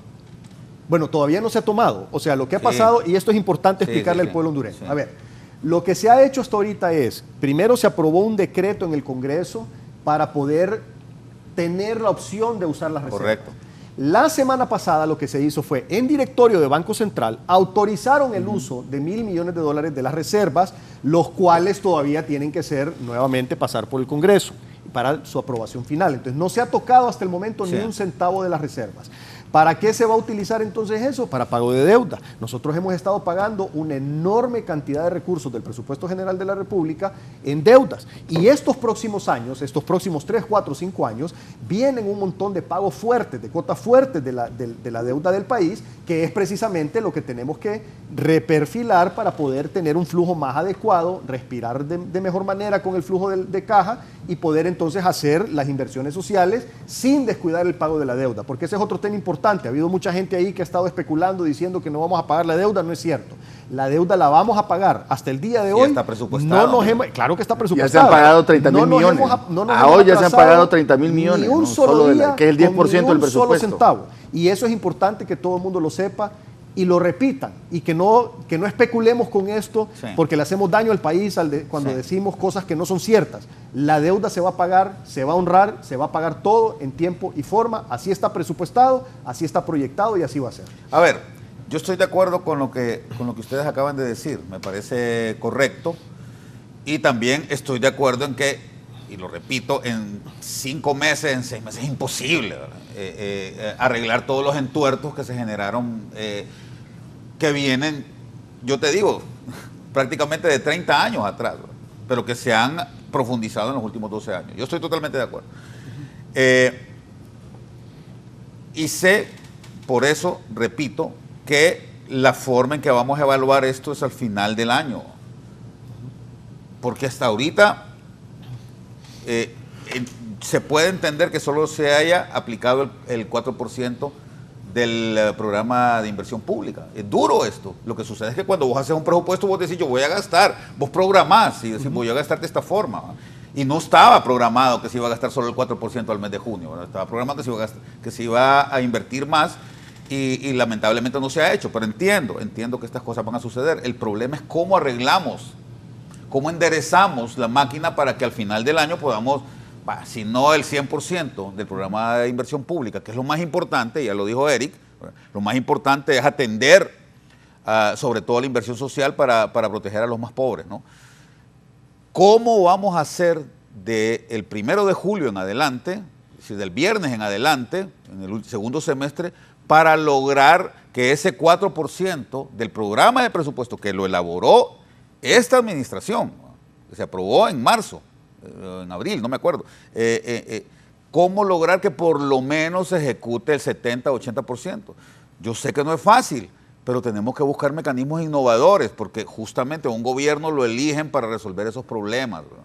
Y me parece que no está de más, Pedro, Eric, hacer hincapié en estos puntos, ¿verdad? Porque al final de nada va a servir que, habiendo elaborado un presupuesto en el mes de marzo, como te digo, que tiene los elementos claros para lograr ir sacando al país de la situación en la que se encontraba, vengamos a decir que solo se ejecutó el 30, el 40% del programa de inversión pública, que es el elemento más importante de un presupuesto, que solo se logró ejecutar el 30, el 40%, porque todavía estamos desenredando los entornos que nos dejó el gobierno pasado. Ven, aquí me dice, pero yo estoy de acuerdo con la actitud de Pedro Barquero. Me dice don Ricardo, uno de los grandes problemas de este gobierno es su política de comunicación, de lo que están haciendo y cómo lo están haciendo. Y eso de las reservas es un ejemplo. La bulla de los opositores fue que ahora eran 3.000 millones y el gobierno se tardó 3 o más días en aclararlo. No andan perdidos en eso, estoy de acuerdo. Óigame, ya la gente cree que Pedro se hizo comunista. Me dice. Camarada Barquero. Así dice aquí. Buenos días, licenciado Valladares. Pedro Barquero nunca ha sido de izquierda. Dígale que por un puesto no traicione sus valores democráticos. 4 años pasan rápido y cuando quiera regresar al sector privado ya no va a generar confianza. ¿Usted cree que Tejada se siente cómodo con Pedro sabiendo que no es camarada? ¿Cómo está ahí? No, pero muy amigo. Mira, mira, a veces la gente no entiende. Este no es un tema de izquierda, de derecha. No, yo entiendo lo que estás haciendo. Esas son cosas, ¿me entendés? Muy bien. Aquí hay... No, el hombre ya ha comprendido cómo está la configuración del país y lo felicitamos por eso. Bueno, es que hay un interés de mejorar el país. De él, antes de unirse a la alianza, Pedro Barquero hacía todo eso. Lo mismo. Sí. Yo no he cambiado el discurso. Yo creo que el discurso no... Mira, exacto. Yo soy testigo de eso. Lo que tenemos que tener es conciencia social. Es correcto. Esa conciencia social desapareció por mucho tiempo en el país y la tenemos que volver a implementar. No es sostenible, Raúl. No podemos vivir en un país y donde otra cosa es que nosotros 75% de pobreza y con estos niveles de desigualdad. Sí, correcto. Si seguimos nosotros reconocemos que hay empresarios decentes, hay empresarios decentes, democráticos, que respetan la ley y quieren hacer negocios bien. Si haces una proyección lineal, Raúl, por el camino que hemos estado siguiendo la última década, en pocos años, si siguiéramos haciendo lo mismo, que no está pasando, pero si siguiéramos haciendo lo mismo, en pocos años nos vamos a estar comiendo los unos a los otros en la calle. Va a desaparecer. Exacto. Entonces, esa conciencia, no solo social, sino que hasta económica, solo es de hacer proyecciones simples en un Excel de cómo iban las cosas. No podíamos seguir igual, las cosas tenían que cambiar y tienen que cambiar en el país. Y obviamente... todos los que estamos involucrados en este proyecto político, lo dijimos desde antes, lo dijimos durante la campaña y lo decimos ahora, estamos comprometidos con ese cambio que a gritos está pidiendo las grandes mayorías de nuestro país, que son los que han sufrido las consecuencias de las malas decisiones y las malas políticas públicas. Y por eso es que estamos como estamos. ¿Y eso? No puede ser que sigamos siendo uno de los países que más migrantes le generan a Estados Unidos. No puede ser.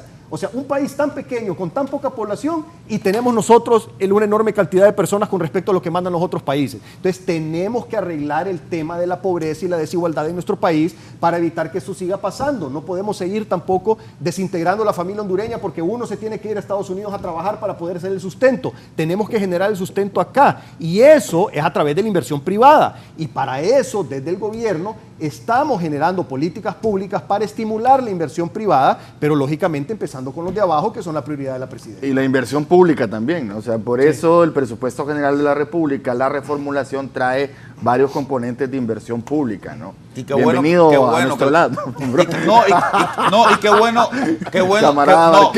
que lo decís. No, yo creo que es importante que la gente no se confunda con estas cosas, ¿verdad? Yo me confieso liberal, yo no soy socialista, pero eso no significa que no tenga conciencia social. Yo más bien creo que soy liberal porque tengo conciencia social. Y creo que es importante que se genere riqueza y que esta riqueza pueda distribuirse adecuadamente para que se elimine la pobreza en el país, ¿verdad? Bueno, pero, eso, por ejemplo, en base a eso, en base a esos valores, no, es que creo que debemos de hablar. Fíjate que aquí lo que se quiere hacer... Una muchacha que recientemente fue nombrada en este gobierno, que andar volando en helicóptero, hombre. Si aquí es pobre este país, Mel. Para eso, ya te voy a mandar la foto. ¿Cómo es posible que ande en helicóptero? Y me estén hablando aquí de conciencia social. No, pero eso hay que corregirlo. Fíjese que lo que estamos haciendo, lo que estamos haciendo nosotros es básicamente una función que es básica en economía, ¿no? Tratar de mejorar el ingreso de las amplias capas excluidas para que ese ingreso se traduzca en consumo y que la economía... Exactamente. Entonces, esa es la incoherencia. Eso que dice Raúl es la incoherencia que tenemos que tratar de eliminar de este país, ¿verdad? Porque sucede en gobiernos de derecha, sucede en gobiernos progresistas, y mientras eso siga pasando, más allá de los discursos y más allá de los valores que se puedan decir en televisión o por escrito, ¿verdad? Creo que son los actos los que definen. Y me gusta que Eric toque el tema de la importancia que tiene la inversión pública en este tema, ¿verdad? Porque creo que por ahí es donde las cosas pueden encauzarse, ¿no? Y debemos evitar ya entonces seguir con esa doble moral, ¿no? De estar predicando una cuestión y estar haciendo por otro lado otras cosas. Y hay otro tema importante, porque mira, es que aquí la gente trata de meterle ideología a todo. Y te repito nuevamente, esto no tiene nada que ver ni con izquierda ni con derecha, esto tiene que ver con desarrollo económico, con progreso social, con las cosas que son fundamentales. O sea, ya hay muchas zonas del mundo que ya trascendieron hace muchos años ese tema de izquierda o de derecha y están enfocados en lo que realmente tienen que estar enfocados, y eso es lo que tenemos que hacer en el país. ¿Qué es lo que pasa? La inversión pública. Hay gente que dice, son comunistas porque hablan de inversión pública. Por favor, si los países más desarrollados del mundo invirtieron enormes cantidades de dinero y de recursos y hasta se endeudaron, el mismo Estados Unidos aumentó considerablemente su endeudamiento para hacer inversión pública para poder reactivar su economía después de la crisis de la pandemia del COVID-19. Los mismos países más desarrollados del mundo ahorita también están haciendo enormes cantidades de inversión pública por los shocks externos que están recibiendo de la inflación, de los problemas de seguridad alimentaria y del problema de cambio climático. Entonces, no tiene nada que ver con ideologías, es cuestión de educarse un poco, leer y saber qué es lo que está pasando en el mundo y cuáles son los objetivos que buscamos a través de la implementación de las políticas públicas que estamos haciendo en el país. Rápidamente, ¿qué tan fuerte ha sido el golpe a la economía familiar con esto de los precios de los combustibles? No, ha sido fuertísimo. Mira, y no solo en Honduras. En Estados Unidos, por ejemplo, la inflación que salió el reporte hace un par de semanas, el último, 8.6. Pero ese 8.6 tiene implícito un aumento de 48% en los combustibles. Eso pasa en todo el mundo. ¿Qué es lo que ha estado pasando en nuestro país? El impacto ha sido fuertísimo. Lo sentimos todos. Yo también ayer fui a echar combustible, Raúl. Sí. Y fue, oíme, 2,000 y pico de pesos y andaba más de medio tanque en el carro. ¿Eh? O sea que es fuerte. Sí, pero hay que decir que la mitigación que ha hecho el gobierno es brutal. O sea, el galón de diésel, por ejemplo, lo estamos pagando 30 lempiras más hoy. Exacto. Si no se ha aplicado el subsidio del 50%. A eso iba. El GLP 107 lempiras más. Ministro, pero eso que usted acaba de decir, comuníquenlo. Correcto. Porque yo escucho lo que el ministro dice.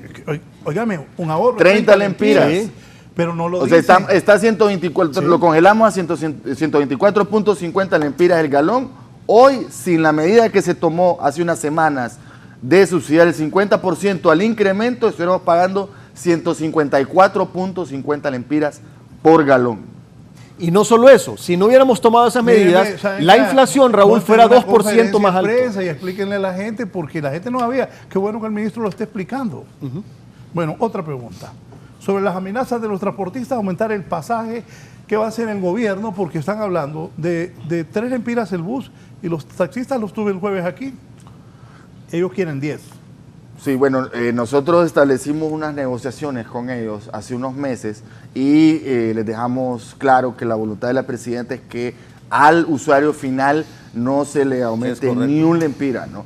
Y para eso se planteó un esquema de subsidios y se negoció con las 5 modalidades, ¿no? Cada uno. Entonces, hubo acuerdos en ese sentido y esperemos que los transportistas lo respeten y se circunscriban dentro de esos acuerdos, ¿no? Lo importante para la presidenta y para el gobierno es que no se le incremente ni un solo lempira al usuario final en la mayoría de modalidades, ¿no? Pedro, si sigue el alza de los precios de los combustibles, ojalá que en un momento baje. Pero No, va a seguir. Va a seguir. Va a seguir, esa es una tendencia mundial. Es una tendencia. Más adelante vamos a tener que implementar más medidas, porque el objetivo que tiene el gobierno, el objetivo que nos ha planteado la presidenta es mitigar el impacto negativo en la bolsa del pueblo hondureño, y por eso se han estado tomando las medidas que se han estado tomando. Y vamos a seguir tomando más medidas en el futuro inmediato, porque el precio va a seguir subiendo. Y hay que aclarar, hay analistas que dicen que el precio pudiera llegar fácilmente a 135, 140 y hasta 180 dólares el barril. El WTI o el Brent. El impacto de eso va a ser fuerte. Y si como eso ocurre, gobierno... ¿a cuánto estaría la super, el diésel y la regular? Pues ya nosotros, Mejor no digamos. nosotros tenemos proyecciones que puede llegar, o sea, si sigue la tendencia alcista, hasta 170, 180 lempiras. Cabe decir una cosa, la gente nos dijo, ¿verdad?, en las redes sociales, ¿por qué congelan cuando va a la baja? No va a la baja. Hubo, la semana pasada, hay que diferenciar dos cosas, ¿no? Uno es el precio, por ejemplo, WTI o el Brent, que es el precio del crudo, y otros son los precios de los refinados ya. Hay una crisis a nivel mundial también de refinación. ¿Por qué? De capacidades de refinación. ¿Por qué? Porque durante la pandemia el consumo de combustibles o derivados del petróleo se redujo casi el 50%. Todos los países disminuyeron sus capacidades de refinación. Hay un conflicto en Argelia, hay un conflicto en Libia, político también. La OPEP bajó sus inventarios el 2020 en 9.7 millones de barriles diarios. Entonces, todo eso ha hecho que las capacidades en general del planeta de refinación estén bajas, ¿no? Entonces, la tendencia es alcista. Ayer, el viernes, subió 3.5% WTI. Ayer lo chequé en la noche y había subido 0.26 también. La tendencia es a la alza y es probable que continúe. Y nosotros vamos a seguir tomando medidas para no perjudicar a la Ministro, de gratis voy a asesorar al gobierno. En las próximas voy a cobrar, porque es la chamba de uno. Mire, ministro, usted, don Pedro Barquero, todos los lunes de una conferencia de prensa a mediodía y expliquen eso. Para que el gobierno comunique a la gente de comunicación del gobierno con respeto, hagan eso, hombre. Porque si a mí no se me ocurre traer estos dos caballeros, la gente no sabría. Y tampoco es que nos está viendo todo Honduras, aquí no nos paguemos. Pero entonces, ellos si dan una conferencia de prensa y vamos todos los medios y cubrimos, la gente sabe que gracias a esa decisión se ahorra 30 lempiras uno. Ellos dos deberían de salir los lunes y explicar, porque me acaban de decir que va al alza. Oigan bien, y que puede llegar a 180 lempiras el balón de combustible. ¿Y los de comunicación? ¿Ah? Muy bien, gracias. Mire. Yo ya los pondría en orden a estos. No, es que es cierto. Y entonces, no es que tienen que pensar para comunicar y ayudar, porque el gobierno, con lo que me están diciendo ellos dos, la están haciendo bien. Mire. Pero y no lo comunican, ahí me lo describió Castillo Callejas. Hay que comunicarlo. De acuerdo. No, mira, tiene un buen equipo de comunicación. Lo que pasa es que es bien difícil. Bueno, aquí tienen clavo. Es bien difícil. Consejo me dice un amigo. Vos a ver cómo hacíamos las cosas nosotros. Bien, Vamos a seguir. Luis Calderón me dice, el gobierno debe definir con claridad cuál es el rol de cada quien en la estructura de comunicación. Hay varios jefes, pero no hay coordinación entre ellos. Hay que definir una política coherente de comunicación, dice Luis Calderón. Aquí está la abogada Selma Estrada. Buenos días, querido Raúl y panelistas. Excelente programa, interesante escucharlos. ¿Qué opinan sobre el gasto con carros, con guardaespaldas de esposas de personas que no son funcionarios, de nepotismo en el gobierno? ¿En qué quedamos? Saludes, ojo, y que salgamos bien. Saludos, dice la abogada Selma Estrada. Media Julio. Si es que yo creo que hay que lograr conciliar ese tema del discurso con los hechos, ¿no? Con la realidad y con lo que está pasando. Y yo se lo digo honestamente, porque como les decía hace un ratito, he tenido una muy buena relación con doña Xiomara, le tengo mucho aprecio, la quiero mucho, y yo quisiera, por mí, por mi familia, por el país, que las cosas salieran bien. Todo, aquí todo. Miren, y ya que a Eric le gusta que cantemos juntos a Silvio Rodríguez, hay un verso de Silvio Rodríguez que es muy interesante, otro camarada que viene para ustedes. No, fíjate que no, que dice... usted ya lo convirtió. Escúchame, que dice, el sueño se hace a mano y sin permiso. Dice Eric, ¿te acordabas? Sí, el sueño se hace a mano y sin permiso, arando el porvenir con viejos bueyes. Ese es un verso profundo.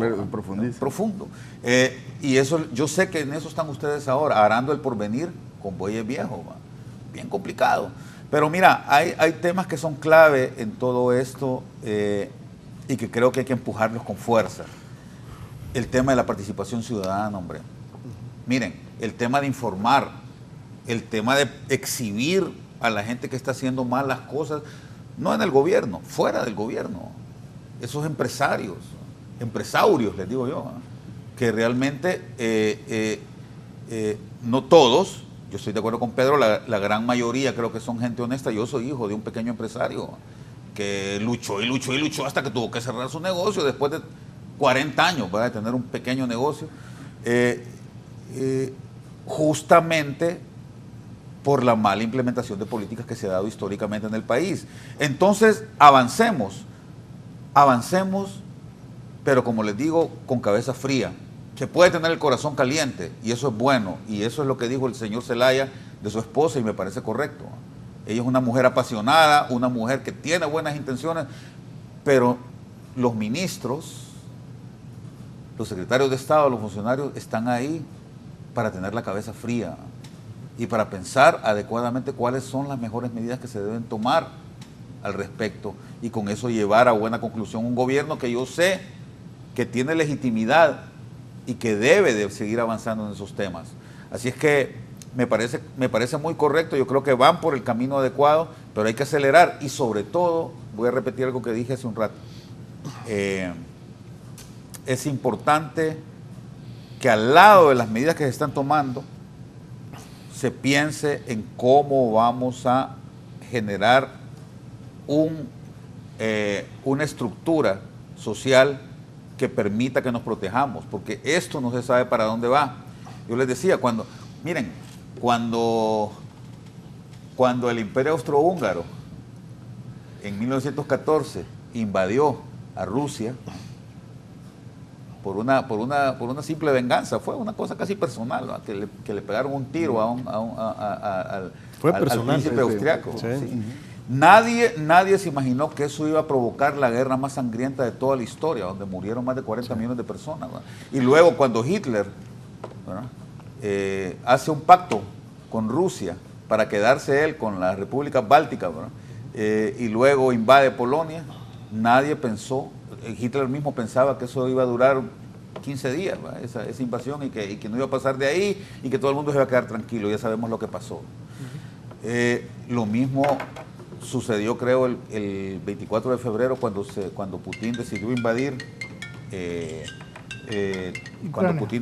Ucrania. Pensaba que en 4 días ya iba a tener puesto un presidente nuevo ahí en Ucrania, y miren lo que ha pasado. Más de 100 días de guerra, más de 120 días de guerra, y no sabemos hacia dónde va a ir esto. Entonces, yo estoy claro con que lo que ha sucedido y la crisis que tenemos actualmente en el país no tiene nada que ver con las políticas que ha estado haciendo la presidenta Xiomara, que recién viene comenzando. pero debemos resguardarnos, debemos guarecernos para evitar que crisis posteriores como la que se está viviendo actualmente en el oriente de Europa vayan a seguir afectando al país, y eso solo se logra con políticas estructurales, ¿verdad? No, y por Gracias, eso Julio, también, por la participación esta mañana. Nos vamos, ministro. Sí, solo rápidamente. Mira, por eso precisamente tampoco estamos quemando todos los cartuchos ahorita, porque hemos recibido varios shocks externos y van a venir más shocks externos. Entonces, si usamos todos los cartuchos ahorita, nos vamos a quedar sin cartuchos más adelante. Por eso es importante ir programando las cosas que se hacen de manera responsable con el presupuesto general de la República y poder estar listos para las otras cosas que se vienen en el futuro inmediato. Te agradezco, Raúl, gracias Oigan por el esto, espacio. me dice Ricardo Castillo Callejas, un programa de primera, ese va a contestar ahora, pero muy bien. Aquí voy a leer esto, porque es cierto, y le voy a decir, alguna gente dice, yo soy amigo del presidente Zelaya, personal, y amigo de la presidenta Castro, y quiero que salgan bien. Eso no es malo, porque los nacionalistas también necesitan que este gobierno avance, que el país avance, que nos recuperemos. Estamos en una crisis mundial. Aquí todos ocupamos salir adelante. Y estoy de acuerdo con la posición de Pedro Barquero, la posición de ayudarle al país a salir adelante. Y los que son muy ricos, que ayuden, porque aquí se han hecho muy ricos, y que le ayuden al país, que le ayuden al gobierno, no que traten de seguir haciendo más y más negocios que consuma el país y que solo le genere riqueza a ellos. Creo que es el momento de que, para que no baje la gente, como ha ocurrido, y vaya a romper los supermercados y se meta porque no hay comida. Cuando no hay comida para los hijos es problema. Los que tienen mucho, piensen. Me hizo un programa de primera, ese muchacho Tejeda es de primera, ojalá los demás funcionarios fueran así de claros. Pedro ya es experto en foros y Julio al fin y al cabo es Julio. Un abrazo. Ministro. Sí, bueno, para concluir decirle al pueblo hondureño que tenemos una política clara de subsidios, que también estamos atacando el tema de los combustibles por el ahorro. Hemos hecho desde la Secretaría de Energía mesas intersectoriales con el sector privado, cámaras de comercio, de industria, con la ANDI, y tenemos consenso en varias medidas de ahorro. Exhortamos al pueblo de que, a pesar de los subsidios o congelamiento, que por favor consuman menos, que traten de ahorrar combustible, porque no sabemos cómo va a seguir esta crisis internacional. Somos un país netamente importador de derivados del petróleo. Por favor, también ataquemos el problema desde el consumo y entendamos que la inflación, por ejemplo, el 65% es importada, y que el gobierno está tratando de bregar con una crisis interna heredada después de 12 años de latrocinio y con una crisis externa producto de un conflicto internacional. Germán Leicelar, excelente programa, solo se requiere más información y controlarán algunos que siguen manipulando y dividiendo. Me dice Adonai Castro, buenos días licenciados y panelistas, esto es para el ministro Barquero, estoy emprendiendo con un pequeño hotel en Comayagua. ¿Va a creer usted que después de 8 meses no tengo el permiso de operación? Porque me han puesto un requisito en la alcaldía con ARSA y en ARSA no saben qué hacer. ¿Qué es ARSA? Que expliquen por favor. Y me dice aquí Alejandra Collier, gracias al ministro Barquero, no le tuvo miedo a los de Claro y no se cometió una injusticia. Bien por el ministro, valiente. Camarada Barquero. Un abrazo, Alejandra, y tal vez si me pasas el número de la persona del hotel en Comayagua, agradecerte el espacio, Raúl. Pero te voy a decir, yo le dije a Alejandra, ajá, esa es la chamba de Pedro, pero la hace y la hace bien, qué bueno. Y me gusta eso que Pedro Barquero está claro de que no pueden seguir explotando este país así. Exactamente, exactamente. Bien, gracias a todos, que tengan buena semana.